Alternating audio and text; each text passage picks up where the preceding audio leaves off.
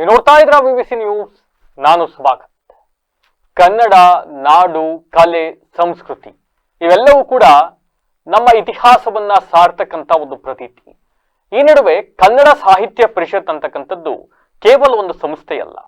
ನಾನು ಆಗ್ಲೇ ಹೇಳ್ದಂಗೆ ಕನ್ನಡ ನಾಡು, ಸಂಸ್ಕೃತಿ, ಕಲೆ ಎಲ್ಲವನ್ನು ಕೂಡ ಒಂದೆಡೆ ಒಟ್ಟಿಗೆ ಕೊಂಡೊಯ್ತಕ್ಕಂಥ ಒಂದು ಪ್ರಮುಖವಾದ ಕೇಂದ್ರ. ಈ ನಡುವೆ ಇಂತಹ ಪ್ರಮುಖವಾದ ಸ್ಥಾನಕ್ಕೆ ಯಾರು ಕೇಂದ್ರದ ಅಧ್ಯಕ್ಷರಾಗಬೇಕು ಅಂತಕ್ಕಂಥ ಪ್ರಶ್ನೆ ಇದೀಗ ಮುನ್ನೆಲೆಗೆ ಬಂದಿರತಕ್ಕಂಥದ್ದು. ಇನ್ನೇನು ಬಹುತೇಕ ಡಿಸೆಂಬರ್ ವೇಳೆಗೆ ಕನ್ನಡ ಸಾಹಿತ್ಯ ಪರಿಷತ್ ಕೇಂದ್ರ ಚುನಾವಣೆ ನಡೀತಕ್ಕಂಥ ಸಾಧ್ಯತೆಗಳಿರ್ತಕ್ಕಂಥ ಹಿನ್ನೆಲೆಯಲ್ಲಿ ಈಗಾಗಲೇ ಕಳೆದ ಅವಧಿಯಲ್ಲಿ ಸಾಕಷ್ಟು ಅಕ್ರಮಗಳನ್ನು ನಡೆದು ಕನ್ನಡ ಸಾಹಿತ್ಯ ಪರಿಷತ್ ದೊಡ್ಡ ಮಟ್ಟದಲ್ಲಿ ಸದ್ದು ಮಾಡ್ತು. ಇದೀಗ ಮತ್ತೆ ನೂತನ ಕನ್ನಡ ಸಾಹಿತ್ಯ ಪರಿಷತ್ ಅಧ್ಯಕ್ಷರಾಗಿ ಯಾರು ಆಯ್ಕೆ ಆಗಬೇಕು, ಕನ್ನಡವನ್ನ ಕಟ್ಟುವ ಕೆಲಸಕ್ಕೆ ಸೂಕ್ತವಾದ ಅಭ್ಯರ್ಥಿ ಯಾರು ಅಂತ ನೋಡ್ತಾ ಹೋದಾಗ ಮುನ್ನೆಲೆಗೆ ಬರ್ತಕ್ಕಂಥ ಹೆಸರು ಜಾಣಗೆರೆ ವೆಂಕಟರಾಮಯ್ಯ ಅಂತಕ್ಕಂಥವ್ರು. ಸಾಹಿತಿಯಾಗಿ, ಲೇಖಕರಾಗಿ, ಪತ್ರಕರ್ತರಾಗಿ, ಹೋರಾಟಗಾರರಾಗಿ ಎಲ್ಲ ಆಯಾಮಗಳಲ್ಲೂ ಕೂಡ ಒಂದು ಉತ್ತಮ ವಾಗ್ಮಿಯಾಗಿಯೂ ಕೂಡ ಹೋರಾಟಗಳ ಮೂಲಕ ಕಳೆದ ಅವಧಿಯಲ್ಲಿ ಮಹೇಶ್ ಜೋಶಿ ಅವರು ಅಧ್ಯಕ್ಷರಾಗಿದ್ದ ಸಂದರ್ಭದಲ್ಲಿ ಏನೆಲ್ಲ ಅಕ್ರಮಗಳು ನಡೀತು ಕನ್ನಡ ಸಾಹಿತ್ಯ ಪರಿಷತ್ನಲ್ಲಿ, ಈ ಬಗ್ಗೆ ಗಟ್ಟಿ ಧ್ವನಿಯಾಗಿ ಹೋರಾಟ ನಡೆಸಿದವರು ಇದೇ ಜಾಣಗೆರೆ ವೆಂಕಟರಾಮಯ್ಯ ಅವರು. ಕನ್ನಡ ಸಾಹಿತ್ಯ ಪರಿಷತ್ತಿಗೆ ಒಬ್ರು ಆಡಳಿತಾಧಿಕಾರಿಯನ್ನು ನೇಮಕ ಮಾಡಬೇಕು, ಕನ್ನಡ ಸಾಹಿತ್ಯ ಪರಿಷತ್ಗೆ ಯಾರೋ ಒಬ್ಬ ಸಾಹಿತಿಗೆ ಮೀಸಲಾಗಬಾರ್ದು ಅಂತ ತಮ್ಮದೇ ಆದಂತ ಒಂದು ಅಜೆಂಡಾ ಇಟ್ಕೊಂಡು ಗಟ್ಟಿ ಧ್ವನಿಯಲ್ಲಿ ಗುಡುಗಿದವರು ಜಾಣಗೆರೆ ವೆಂಕಟರಾಮಯ್ಯ ಅವರು. ಎಸ್, ಹಾಗಿದ್ರೆ ಈ ಬಾರಿ ಕನ್ನಡ ಸಾಹಿತ್ಯ ಪರಿಷತ್ ಅಧ್ಯಕ್ಷ ಸ್ಥಾನಕ್ಕೆ ಜಾಣಗೆರೆ ವೆಂಕಟರಾಮಯ್ಯ ಅವರು ಸ್ಪರ್ಧೆ ಮಾಡ್ತಾರೆ. ಅವರು ಸ್ಪರ್ಧೆ ಮಾಡಿದ್ರೆ ಗೆಲುವು ಬಹುತೇಕ ಖಚಿತ ಅಂತಕ್ಕಂಥ ಚರ್ಚೆಗಳು ಒಂದು ಕಡೆ ನಡೀತಾ ಇದ್ರೆ, ಮತ್ತೊಂದು ಕಡೆ ಜಾಣಗೆರೆ ವೆಂಕಟರಾಮಯ್ಯ ಅವರು ಯಾಕೆ ಕನ್ನಡ ಸಾಹಿತ್ಯ ಪರಿಷತ್ ಅಧ್ಯಕ್ಷ ಸ್ಥಾನದ ಚುಕ್ಕಾಣಿ ಹಿಡಿಬೇಕು ಅಂತಕ್ಕಂಥ ಚರ್ಚೆಗಳನ್ನ ನಾವು ಮಾಡ್ತಾ ಹೋಗೋಣ. ಈ ಬಗ್ಗೆ ಚರ್ಚೆ ಮಾಡ್ಲಿಕ್ಕೆ ನನ್ನ ಜೊತೆ ಇದ್ದಾರೆ ವಾಹಿನಿಯ ಮುಖ್ಯಸ್ಥರಾದ ಚೌಡುವಳ್ಳಿ ಜಗದೀಶ್ ಅವರು. ಅವ್ರನ್ನ ಕಾರ್ಯಕ್ರಮಕ್ಕೆ ವೆಲ್ಕಮ್ ಮಾಡ್ತೀವಿ. ಸರ್ ನಮಸ್ತೆ, ಕಾರ್ಯಕ್ರಮಕ್ಕೆ ಸ್ವಾಗತ. ನಾನು ಆಗ್ಲೇ ಹೇಳ್ತಾ ಇದ್ದೆ, ಜಾಣಗೆರೆ ವೆಂಕಟರಾಮಯ್ಯ ಅವರು ಈ ಹಿಂದಿನ ಅಧ್ಯಕ್ಷರಾಗಿದ್ದಂತಹ ಮಹೇಶ್ ಜೋಶಿ ಅವರ ಅಕ್ರಮಗಳ ವಿರುದ್ಧ ಗಟ್ಟಿ ಧ್ವನಿಯಲ್ಲಿ ಪ್ರಶ್ನೆ ಮಾಡಿದವರು, ವಿರೋಧಿಸಿದವರು, ಕನ್ನಡ ಸಾಹಿತ್ಯ ಪರಿಷತ್ತಿಗೆ ಒಂದು ಹೊಸ ರೀತಿಯಾದಂತಹ ವೇದಿಕೆಯನ್ನು ಸೃಷ್ಟಿ ಮಾಡಬೇಕು ಅಂತಕ್ಕಂಥ ಸಾಕಷ್ಟು ತಮ್ಮದೇ ಆದಂತಹ ಅಜೆಂಡವನ್ನ ಮುಂದೆ ಇಟ್ಕೊಂಡು ಬಂದಿರತಕ್ಕಂಥವ್ರು. ಅವರ ಬಗ್ಗೆ ಪರಿಚಯ ಮಾಡ್ತಾ ಹೋದ್ರೆ ಯಾಕೆ ಜಾಣಗೆರೆ ವೆಂಕಟರಾಮಯ್ಯ ಅವರು ಕನ್ನಡ ಕಟ್ಟಕ್ಕೆ ಬರಬೇಕು? ಜಾಣಗೆರೆ ವೆಂಕಟರಾಮಯ್ಯನವರ ಹೆಸರನ್ನ ಕೇಳದಲೇ ಇರ್ತಿರ್ತಕ್ಕಂಥ ಸಂಘಟನೆಗಳಿಲ್ಲ. ಇವರು ರಾಜ್ಯದಲ್ಲಿ ಉದಯಗೊಂಡಿರ್ತಕ್ಕಂಥ ಕರವೇ ಇರ್ಬೋದು, ಜೈ ಕರ್ನಾಟಕ ಇರ್ಬೋದು, ಕನ್ನಡ ಪಕ್ಷದ ಯಾವುದೇ ನಾಯಕರು ಇರ್ಬೋದು, ವಾಟಾಳ್ ನಾಗರಾಜ್ ಇರ್ಬೋದು, ಸಾರಾ ಗೋವಿಂದವ್ರು ಇರ್ಬೋದು, ಜಿ ನಾರಾಯಣ್ ಕುಮಾರ್ ಇರ್ಬೋದು, ಏನು ನಾರಾಯಣಗೌಡ್ರಿದ್ದಾರೆ, ಸೆಟ್ರಿದ್ದಾರೆ, ಶಿವರಾಮೇಗೌಡರಿದ್ದಾರೆ, ರಮೇಶ್ ಗೌಡ್ರಿದ್ದಾರೆ, ಹೀಗೆ ಹೇಳ್ತಾ ಹೋದರೆ ಸಾಲು ಸಾಲು ನಾಯಕರು ಅವರ ಒಡನಾಟದಲ್ಲಿ ಬೆಳೆದಂತಹ ನಾಯಕರಾಗಿ ಹೊರಹೊಮ್ಮಿದ್ದಾರೆ. ಆ ಒಂದು ನಿಟ್ಟಿನಲ್ಲಿ ಕೆಲವು ದಿನಗಳ ಹಿಂದೆ ಮುತ್ತಪ್ಪರೈ ಸಾರಥ್ಯದ ಜಯ ಕರ್ನಾಟಕ ಸಂಘಟನೆಗೆ ವೈ.ಜಿ. ಅಶೋಕ್ ಕುಮಾರ್ ಹಾಗೂ ರಾಮಚಂದ್ರಯ್ಯನವರ ಒಂದು ಹೋರಾಟದ ಫಲವಾಗಿ ರಾಧಾಕೃಷ್ಣ ಅವರ ಸಲಹೆಯ ಮೇರೆಗೆ ಅವ್ರನ್ನ ರಾಜ್ಯಾಧ್ಯಕ್ಷರು ಮಾಡಿದರು.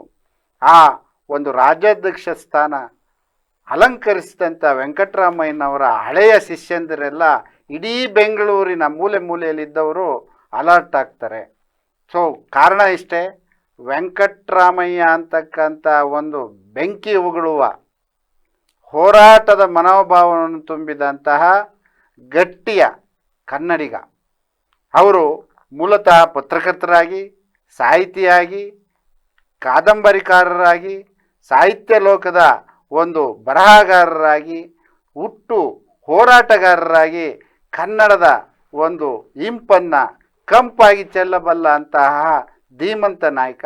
ಅವರು ಈ ಪ್ರಸ್ತುತ ಸಮಯದಲ್ಲಿ ಕೇಂದ್ರ ಕನ್ನಡ ಸಾಹಿತ್ಯ ಪರಿಷತ್ತಿಗೆ ಅಧ್ಯಕ್ಷರಾಗಿ ಬಂದರೆ ನಲುಗಿ ಹೋಗಿರ್ತಕ್ಕಂಥ ಕನ್ನಡ ಸಾಹಿತ್ಯ ಪರಿಷತ್ತು ಪುಟದೇಳುವಂತಹ, ಅಲ್ಲಿ ಆರ್ಥಿಕತೆಯನ್ನು ಗಟ್ಟಿಗೊಳಿಸ್ತಕ್ಕಂಥ ಯಾವುದೇ ಭ್ರಷ್ಟಾಚಾರದ ಸೋಗಿನ ಸುಳಿಯನ್ನು ತನ್ನ ಹತ್ತಿರಕ್ಕೂ ಬಿಟ್ಟುಕೊಳ್ಳದಂತಹ ವೆಂಕಟರಾಮಯ್ಯನವರು, ನಾನು ಕಂಡ ವೆಂಕಟರಾಮಯ್ಯನವರು ಸೂಕ್ತ ಅಭ್ಯರ್ಥಿಯಾಗಿ ಹೊರಹೊಮ್ತಾರೆ. ಇಡೀ ರಾಜ್ಯದ ಜನ ಅವರನ್ನು ಕೈ ಹಿಡಿತಾರೆ ಪಕ್ಷಾತೀತವಾಗಿ. ಹೌದು, ಯಾವುದೇ ಕನ್ನಡ ಪರ ಸಂಘಟನೆಗಳು ಅವರಿಗೆ ಬೆಂಬಲವನ್ನು ನಾನು ನೀಡೋದಿಲ್ಲ ಅಂತಕ್ಕಂಥ ಮನಸ್ಸುಳ್ಳ ಅಂತ ಯಾವುದೇ ಒಬ್ಬ ವ್ಯಕ್ತಿಯೂ ಸಹ ಅವರಿಗೆ ಪ್ರತಿಸ್ಪರ್ಧಿಯಾಗಿ ನಿಲ್ತಕ್ಕಂಥ ವ್ಯಕ್ತಿ ಇಲ್ಲ ಅಂತಕ್ಕಂಥದ್ದು ನನ್ನ ಭಾವನೆ. ಇದೇ ಜಾಣಗೆರೆ ವೆಂಕಟರಾಮಯ್ಯ ಅವರು ಒಂದ್ ಕಡೆ ಭಾಷಣ ಮಾಡ್ಬೇಕಾದ್ರೆ ನಾನು ಅಬ್ಸರ್ವ್ ಮಾಡ್ತಾ ಇದ್ದೆ ಸರ್, ಸಾಹಿತ್ಯ ಪರಿಷತ್ ಅಂತಕ್ಕಂಥದ್ದು ಕೇವಲ ಸಾಹಿತಿಗಳಿಗೆ ಮಾತ್ರ ಸೀಮಿತ ಆಗಬಾರದು ಅಂತಕ್ಕಂಥದ್ದನ್ನ ಒಂದು ಸ್ಟೇಟ್ಮೆಂಟ್ ಮಾಡ್ತಾರೆ. ಆದ್ರೆ ಸಾಹಿತ್ಯ ಕ್ಷೇತ್ರದಲ್ಲೇ ಸಾಕಷ್ಟು ಗುರುತಿಸ್ಕೊಂಡಿರೋರು ಜಾಣಗೆರೆ ವೆಂಕಟರಾಮಯ್ಯ ಅವರು ಕೂಡ ಒಬ್ಬರಾಗಿ ಕಾಣಿಸ್ತಾರೆ. ಯಾಕೆ ಅವರೇ ಬರಬೇಕು? ಅಲ್ಲ, ಅವರು ಎಂದೂ ಅಧಿಕಾರಕ್ಕೋಸ್ಕರ ಆಸೆ ಪಟ್ಟವರಲ್ಲ. ಆದರೆ ಪ್ರಸ್ತುತ ಸಮಯದಲ್ಲಿ ಈ ಏನು ಮಹೇಶ್ ಜೋಶಿ ಅವ್ರ ಮೇಲೆ ಅಪಾರವಾದ ನಂಬಿಕೆಯನ್ನು ಇಟ್ಟು ಇಡೀ ರಾಜ್ಯದ ಜನತೆ, ಕನ್ನಡ ಅಭಿಮಾನಿಗಳು, ಕನ್ನಡ ಸಾಹಿತ್ಯ ಆಸಕ್ತರು ಅವರಿಗೆ ಹೆಚ್ಚಿನ ಬೆಂಬಲವನ್ನು ನೀಡಿ ಅತಿ ಹೆಚ್ಚು ಮತಗಳಿಂದ ಆಯ್ಕೆ ಮಾಡಿದರು. ಸೊ ಅವರ ಎಲ್ಲ ನಿರೀಕ್ಷೆಗಳನ್ನು ಹುಸಿಗೊಳಿಸಿ ಅಲ್ಲಿ ಭ್ರಷ್ಟಾಚಾರ ತಾಂಡವಾಡ್ತಾ ಇತ್ತು. ಈ ಬೆಂಗಳೂರಿನ ಕೇಂದ್ರದಲ್ಲಿ ಹಲವಾರು ಸಂಘಟಕರು, ಚಿಂತಕರು, ಸಾಹಿತಿಗಳು ಒಂದು ತಂಡವನ್ನು ಮಾಡಿಕೊಂಡು ಆ ಒಂದು ನೇತೃತ್ವವನ್ನು ಶ್ರೀಮಾನ್ ಜಾಣಗೆರೆ ಅವರ ಹೆಗಲಿಗೆ ಕಟ್ತಾರೆ. ಅವರು ಇಂದು ಮುಂದೆ ನೋಡದಲೇ ಆ ಒಂದು ಕೇಂದ್ರ ಕನ್ನಡ ಸಾಹಿತ್ಯ ಪರಿಷತ್ತಿಗೆ ನನ್ನ ಅವಶ್ಯಕತೆ ಇರೋದ್ರಿಂದ ನಾನು ಇದನ್ನು ಒಪ್ಕೊಂತೀನಿ, ಅಲ್ಲಿಗೆ ಒಂದು ಗಟ್ಟಿಗೊಳಿಸಿ ಕನ್ನಡದ ಬಗ್ಗೆ ಧ್ವನಿ ಎತ್ತಕ್ಕಂಥ ಯಾವುದೇ ಒಂದು ರಾಜ್ಯದಲ್ಲಿ ನೆಲ ಜಲ ಭಾಷೆಯ ವಿರುದ್ಧವಾದಂಥ ನಿಲುವುಗಳು ಬಂದಾಗ ಸರ್ಕಾರಕ್ಕೆ ಆಗಲಿ ರಾಜಕಾರಣಿಗಳಿಗೆ ಆಗಲಿ ಚಾಟಿ ಬೀಸ್ತಕ್ಕಂಥ ಒಂದು ಏನು ಮಾತಿನ ಮೂಲಕ ಮೋಡಿಯನ್ನು ಮಾಡ್ತಕ್ಕಂಥ ಕನ್ನಡದ ಮೋಡಿಗಾರ ಜಾಣಗೆರೆ. ಆ ಒಂದು ಕಾರಣಕ್ಕೆ ಅವರು ಆಯ್ಕೆ ಮಾಡಿದ್ದಾರೆ. ಈಗ ವಿರೋಧ ಪಕ್ಷದಲ್ಲಿ ಇದ್ದುಕೊಂಡು ಆರೋಪಗಳು ಮಾಡೋದು, ಪ್ರತ್ಯಾರೋಪ ಮಾಡೋದು, ವ್ಯವಸ್ಥೆ ಹಿಂಗಿರ್ಬೇಕಿತ್ತು ಅಂತಕ್ಕಂತ ಹೇಳೋದು ಬಹಳ ಸುಲಭ. ಆದ್ರೆ ಅದೇ ಸ್ಥಾನಕ್ಕೆ ಹೋಗಿ ಕೂತಾಗ ಈಗ ಕನ್ನಡ ಕೇಂದ್ರ ಸಾಹಿತ್ಯ ಪರಿಷತ್ತು ನಾವ್ ಹೇಳೋದಲ್ಲ, ಇತ್ತೀಚಿನ ತನಿಖೆಗಳು ವರದಿಗಳ ಪ್ರಕಾರ ನೋಡ್ತಾ ಹೋದ್ರೆ ದೊಡ್ಡ ಭ್ರಷ್ಟಾಚಾರದ ಕೂಪವಾಗಿ ಇವತ್ತು ಕುತ್ಕೊಂಡ್ಬಿಟ್ಟಿದೆ. ಈ ಸಂದರ್ಭದಲ್ಲಿ ಜಾಣಗೆರೆ ಅವರು ಅಲ್ಲಿ ಬಂದು ಅವೆಲ್ಲವನ್ನು ಕೂಡ ಸರಿಪಡಿಸ್ತಕ್ಕಂಥ ನಿಟ್ಟಿನಲ್ಲಿ ಹೆಂಗೆ ಕಾರ್ಯಪ್ರವೃತ್ತರಾಗಬಹುದು ಸರ್? ಅವಕಾಶ ನೀವು ಒಬ್ಬ ಟಿ ಎ ಶೇಷನ್ ಇಡೀ ದೇಶದ ಚುನಾವಣಾ ವ್ಯವಸ್ಥೆಯನ್ನ ಅಲುಗಾಡಿಸ್ತಕ್ಕಂಥ ವ್ಯಕ್ತಿಯಾಗಿ ಹೊರಹೊಮ್ಮಿದ್ರು. ಆ ನಿಟ್ಟಿನಲ್ಲಿ ಜಾಣಗೆರೆನೂ ಸಹ ಕನ್ನಡದ ಬಗ್ಗೆ ಅತಿಯಾದ ಕಾಳಜಿಯನ್ನು ಇಟ್ಕೊಂಡು ಆಕ್ರಮಣಕಾರಿಯಾದಂಥ ಅನ್ಯ ರಾಜ್ಯದವರು ನಮ್ಮ ರಾಜ್ಯದ ನೆಲವನ್ನು ಕಬಳಿಸ್ತಕ್ಕಂಥ ಸನ್ನಿವೇಶದಲ್ಲಿರ್ಬೋದು, ನೆಲ ಜಲದಲ್ಲಿ ಹೋರಾಟಗಳಿರ್ಬೋದು. ನೀವು ಅವರ ಭಾಷಣಗಳು ಕೇಳಿದರೂ ಇಲ್ವೋ ಸ್ವಾಗತ. ನಾನಂತೂ ಅವರ ಶಿಷ್ಯನಾಗಿ, ಅವರ ಅಭಿಮಾನಿಯಾಗಿ, ಅವ್ರ ಜೊತೆ ಒಡನಾಟದವನ್ನು ಇಟ್ಕೊಂಡಂಥ ಒಬ್ಬ ಸಣ್ಣ ವ್ಯಕ್ತಿ. ಸೊ ಅವರು ಎಷ್ಟು ವಿಶಾಲ ಹೃದಯವನ್ನು ಹೊಂದಿದ್ದಾರೆ. ಕನ್ನಡದ ಬಗ್ಗೆ ಅವರಲ್ಲಿರ್ತಕ್ಕಂತಹ ಒಂದು ಗಟ್ಟಿತನ, ಗಟ್ಟಿ ನಿಲುವು ಯಾರಿಗೂ ಕೇರ್ ಮಾಡಿದಂಥ ವ್ಯಕ್ತಿ. ನಿಮಗೆ ಒಂದು ಸಣ್ಣ ಉದಾಹರಣೆ ಹೇಳ್ತೀನಿ.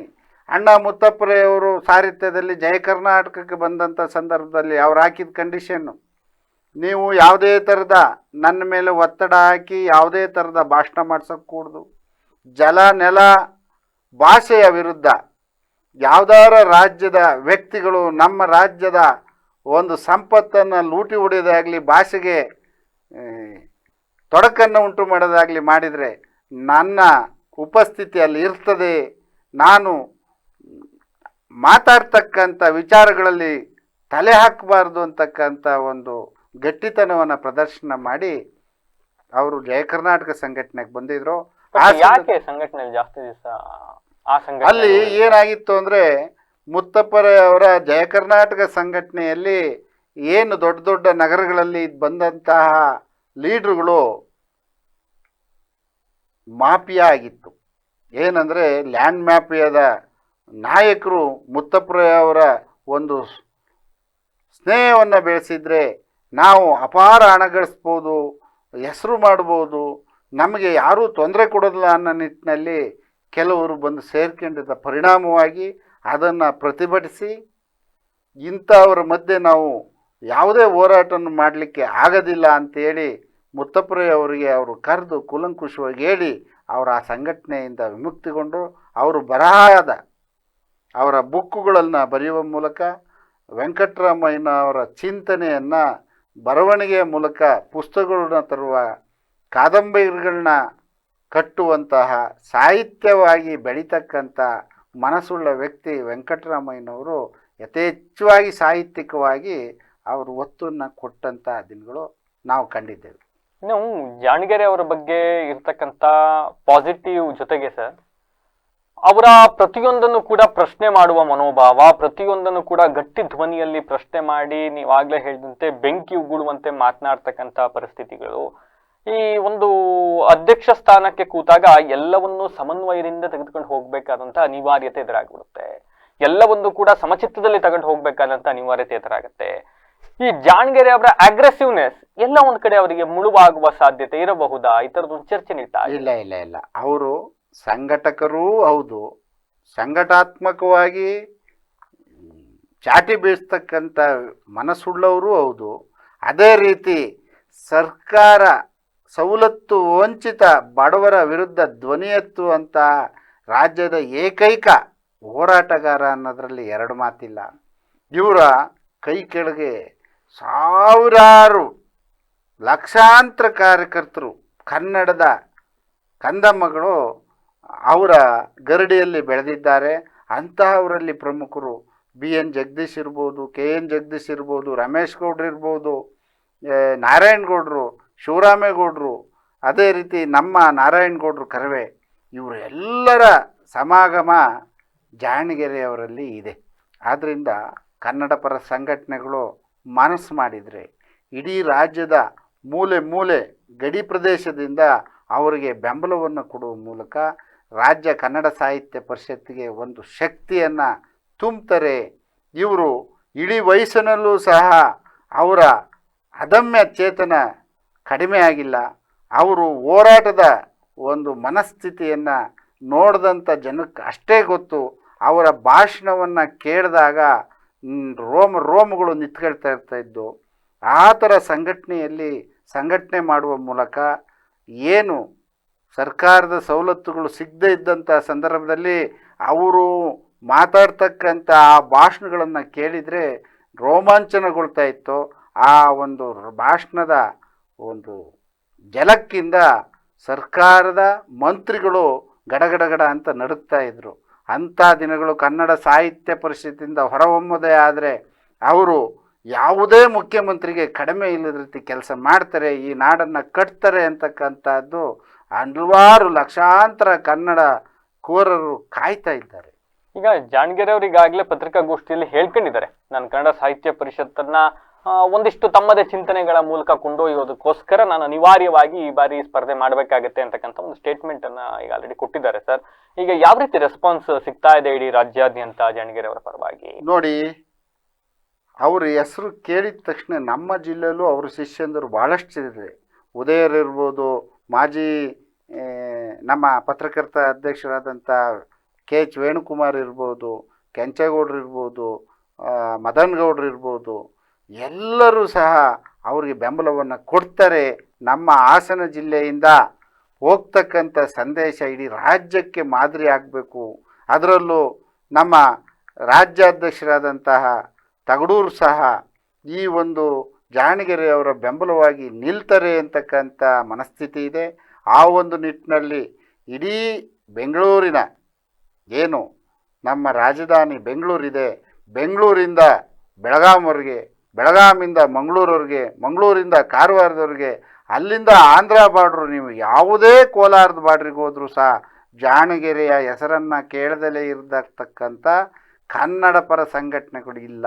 ಆ ಕಾರಣದಿಂದ ಎಲ್ಲ ರಾಜಕಾರಣಿಗಳಾಗಿರ್ಬೋದು, ಸಾಹಿತಿಗಳಾಗಿರ್ಬೋದು, ಹಿತಚಿಂತಕರಾಗಿರ್ಬೋದು, ಸಮಾಜಮುಖಿಯ ಚಿಂತನೆಯ ಯಾವುದೇ ವ್ಯಕ್ತಿಗಳು ಜಾಣಗೆರೆಯವರಿಗೆ ಸಪೋರ್ಟ್ ಮಾಡಬೇಕು. ಆ ಒಂದು ಕನ್ನಡ ಸಾಹಿತ್ಯ ಪರಿಷತ್ತು ನಲುಗಿ ಹೋಗಿದೆ. ಆ ನಲುಗಿ ಹೋದಂಥ ಕನ್ನಡ ಸಾಹಿತ್ಯ ಪರಿಷತ್ತಿಗೆ ಅವರು ಕನ್ನಡ ಜ್ಯೋತಿಯನ್ನು ಹಚ್ಚಬೇಕಾಗಿದೆ. ಆ ನಿಟ್ಟಿನಲ್ಲಿ ಜಾಣಗೆರೆಯವರನ್ನ ಬೆಂಬಲಿಸೋಣ. ಇದು ನಮ್ಮೆಲ್ಲರ ಕರ್ತವ್ಯ. ಇದು ಕನ್ನಡ ನಾಡಿನ ಒಂದು ಹೆಮ್ಮೆಯ ಪ್ರತೀಕ ಅನ್ನೋದು ನನ್ನ ಭಾವನೆ. ಎಸ್, ಒಟ್ಟಿನಲ್ಲಿ ಕುಂದು ಹೋಗಿರುವ ಕನ್ನಡದ ಸಾಹಿತ್ಯ ಪರಿಷತ್, ಕೇಂದ್ರ ಕನ್ನಡ ಸಾಹಿತ್ಯ ಪರಿಷತ್ ಬಗ್ಗೆ ಮುಖ್ಯವಾಗಿ ಮಾತನಾಡ್ತಾ ಹೋದ್ರೆ ಈಗಾಗಲೇ ಕಳೆಗುಂದಿ ಹೋಗಿಬಿಟ್ಟಿದೆ. ಆಡಳಿತಾಧಿಕಾರಿಗಳ ನೇಮಕ ಮಾಡುವ ಸ್ಥಿತಿ ಎದುರಾಗೋಗಿದೆ. ಹೀಗಾಗಿ ಕಳೆಗಟ್ಟಬೇಕಾಗಿದೆ ಈಗ ಕನ್ನಡ ಸಾಹಿತ್ಯ ಪರಿಷತ್. ಕನ್ನಡದ ವಿಚಾರದಲ್ಲಿ ಕನ್ನಡದ ಗಟ್ಟಿ ಧ್ವನಿ ಮೊಳಗಬೇಕಾಗಿದೆ. ಹೀಗಾಗಿ ಅಂತಹದ್ದೇ ಗಟ್ಟಿ ಧ್ವನಿ ಅಂತ ಅಂದ್ರೆ ಅದು ಜಾಣಗೆರೆ ವೆಂಕಟರಾಮಯ್ಯ ಅವರು. ಹೀಗಾಗಿ ಅವರ ಆಯ್ಕೆ ಅಗತ್ಯ ಇದೆ ಈ ಸಂದರ್ಭದಲ್ಲಿ ಅಂತಕ್ಕಂಥದ್ದು ಚೌಡಳ್ಳಿ ಜಗದೀಶ್ ಅವರ ವಾದ. ಎಸ್, ಇದಾಗಿತ್ತು ಈ ಹೊತ್ತಿನ ವಿಶೇಷ. ನಿರಂತರ ಸುದ್ದಿಗಾಗಿ ನೋಡ್ತಾ ಇರಿ ವಿವಿಸಿ ಟಿವಿ, ಸತ್ಯದ ಕಡೆ ನಮ್ಮ ನಡೆ. ನಮಸ್ತೆ ಸರ್. ನಮಸ್ತೆ.